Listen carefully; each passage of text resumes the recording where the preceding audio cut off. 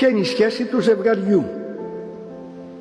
Ένα ζευγάρι για να ζήσει πρέπει να έχει και οι δύο αγάπη και ελευθερία. Τι σημαίνει αγαπώ τον άλλον? Σέβομαι αυτό το άλλο που είναι αυτός. Όταν θέλω τον άλλο να τον κάνω ότι είμαι εγώ, δεν τον αγαπάω. Έχω ένα καραμπινάτο εγωισμό που δεν θέλει να αναγνωρίζει κανέναν εκτός από τον εαυτό του.